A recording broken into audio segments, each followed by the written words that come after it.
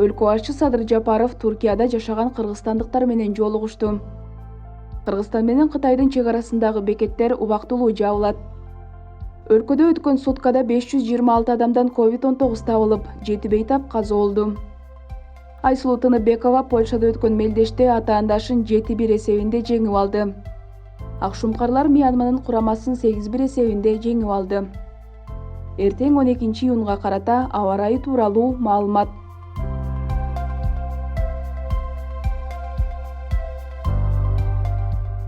Президент Садыр Жапаров 10-июнда Анкара шаарында Туркиянын ар кайсы шаарларында жашаган мекендештер менен жолугушту. Мамлекет башчысы Туркияда жашап жана иштеп жаткан мекендештер менен жолугушуп, алардын жашоо турмушунан кабар алып жатканына кубанычта экендигин белгиледи. Бул залга Кыргызстандын өнүгүүсүнө жана мекендештерибиздин тагдырына кайдыгер карабагандар чогулду деп ойлойм. Мен сиздер менен ачык айкын сүйлөшкүм келет. Мен билбеген маалымат менен бөлүшсөңүздөр. Мени ар бир мигрант мекендештин тагдыры тынчсыздандырат. Биз алардын көйгөйлөрүн чечишибиз керек, деди Садыр Жапаров. Жолугушууда мамлекет башчысы Кыргызстанды өнүктүрүүгө багытталган айрым реформалар жана кайра курумдар тууралуу да кеп кылды. Ал ошондой эле Кыргызстандын чет өлкөлөрдөгү өкүлчүлүктөрүндө документтерди каттоо боюнча консулдук кызмат көрсөтүүлөрдүн тарифтери 80%га чейин төмөндөтүлгөндүгүн, Кыргызстанга кайтып келүү жөнүндө маалымкатты каттоо электрондук форматта жүргүзүлүп, дароо берилерин, ал эми буга чейин болсо аталган иш үчүн 3 күндөн ашык убакыт талап кылынып келингендигин белгиледи. Мындан тышкары чет өлкөлөрдөгү жарандар Кыргызстандын мамлекеттик органдарынан социалдык укуктук мүнөздөгү документтерди электрондук форматта алуу мүмкүнчүлүгүнө ээ болушту. Анын айтымында Кыргызстандын Анталияда башкы консулдугун ачуу боюнча иштер жүрүп жатат. Кыргызстандын жарандары көп жашаган райондордо дипломатиялык жана консулдук өкүлчүлүктөрдү кеңейтүү боюнча иштер улантылат. Мекен карт демилгеси боюнча айткан мамлекет башчысы Кыргызстанда жаңы өндүрүштөрдү өнүктүрүү, инвестициялык долбоорлорду ишке ашыруу, Кыргызстанга кайтып келген эмгек мигранттарын легалдаштыруу жана жумушчу орундарды түзүү максатында атайын салык режими киргизилгенин, ошондой эле эмгек мигранттарына дем берүүнүн механизмдери иштелип улуттук экономикага инвестиция салуу үчүн шарттар түзүлгөнүн белгиледи. Чет мамлекеттин жарандыгын алган мекендештердин укуктук макамын жөнгө салууга, алардын кайтып келүүсүнө, жашоосуна, билим алуусуна жана медициналык тейлөөсүнө шарт түзүүгө, ошондой эле Кыргызстандын жарандыгын кайрадан алуу жол-жобосун жөнөкөйлөтүүгө өзгөчө көңүл бурулат. Ошондой эле Садыр Жапаров мамлекеттик миграция кызматынын тышкы миграция чөйрөсүндөгү функциялары Кыргызстандын тышкы иштер министрлигине өткөрүлүп берилгендигин, бул эмгек мигранттарынын бир катар маселелерин ыкчам чечүүгө жардам берерин баса белгиледи.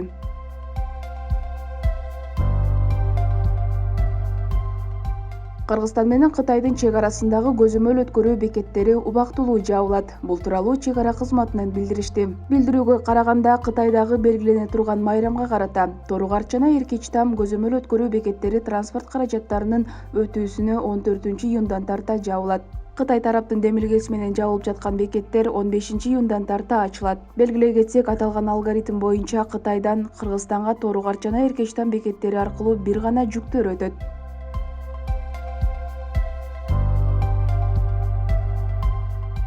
Кыргызстанда 11-июнга карата коронавирус дагы 526 адамдан аныкталды. Бул тууралуу Саламаттык сактоо министрлигинин сайтында жарыяланган. Маалыматка караганда Бишкекте 232, Ош шаарында 101, Чүй облусунда 43, Ош облусунда 63, Талас облусунда 5, Нарын облусунда 9, Ысык Көл облусунда 25, Жалал Абад облусунда 31, Баткен облусунда 17 адамдан илдет табылган. Ал эми бир сутка ичинде 303 адам коронавирустан айыгып чыккан. Алсак Бишкекте 176, Ош шаарында 22, Чүй облусунда 46, Ош облусунда 13, Талас облусунда 3, Нарын облусунда 9, Ысык Көл облусунда 23, Жалал Абад облусунда 8, Баткен облусунда 3 адам сакайды. Сутка ичинде COVID-19 илдетинен Бишкек шаарында 5, Чүй облусунда 2 бейтап каза болду. Бүгүнкү күнү стационарларда коронавирустан 1921 бейтап, амбулатордук түрдө 2323 адам дарыланууда. Алардын ичинен 1246 бейтаптын абалы орто оордукта,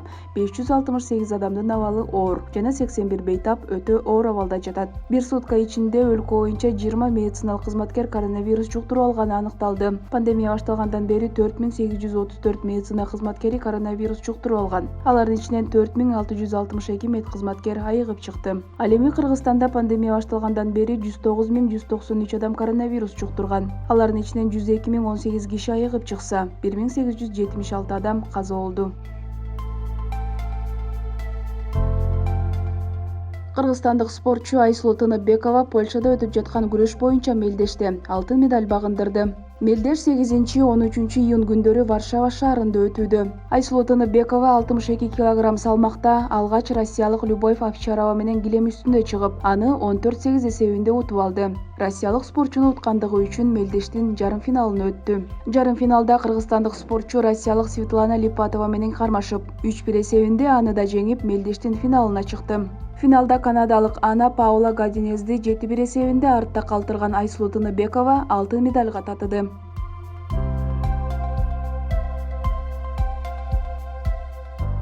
Дүйнө биринчилигине тандоо турунун алкагында бүгүн 11-июнда өткөн Кыргызстан менен Мьянманын беттешинде Акшумкарлар атаандаштарын 8-1 эсебинде жеңди. Биринчи таймда Кыргызстандын эсебиндеги биринчи голду Мирлан Мурзаевдин айып аянтчасынан чыгарып берген тобун башы менен киргизген Турсунали Рустамов 21-мүнөттө киргизди. Андан көп өтпөй 27-мүнөттө Гүлжигит Алыкулов эсепти 2-0 кылды. 3-чү голду Фархат Мусабеков, ал эми 4-чү голду Алимордон Шукуров 45-мүнөттө киргизди. Калыс ышкырыкты жаңыртар алдында 5-чи голду капитандык милдетти аткарып жаткан Мирлан Мурзаев эсепти 5-0 кылды. Оюндун экинчи бөлүгүнүн 61-мүнөтүндө Мирлан Мурзаев, андан 2 мүнөт өткөндөн кийин Абай Бөкөлов гол киргизди. 69-мүнөттө Мьянманын Хлайн аттуу оюнчусу эсепти 7-1 кылып өзгөрттү. Ал эми 78-мүнөттө Мурзаев эсепти 8-1 кылды. Белгилей кетсек, Мьянманын 16-чы катар сандагы оюнчусу 24-мүнөттө эреже бузгандыгы үчүн кызыл айып кагазын алып оюндан чыккан. 2019-жылы Бишкекте Акшумкарлар Мьянман менен ойноп, аларды 7-0 эсебинде жеңген. ФИФАнын рейтингинде Кыргызстан 99, ал эми алардын атаандаштары 139-орунда турат. Дүйнө биринчилигине тандоо турунда Кыргызстан F тайпасында жайгашкан. Бул тайпада алдыда Япония курамасы келе жатат. Ал 7 оюн өткөрүп, биринде да жеңилген эмес. Бүгүнкү оюнда жеңишке жеткен Кыргызстан 2-чи орунга көтөрүлдү. Андан кийин 7 беттеш өткөрүп, 10-чу упайга ээ болгон Тажикстан турат. Тайпада акыркы орундарды Мьянма жана Монголия ээлөөдө. 15-июнда Кыргызстан Япониянын курамасы менен ойнойт. Кыргызстан курамасынын беттештери КТРК Спорт, Кыргызстан Спорт ТВ каналдарында көрсөтүлүүдө.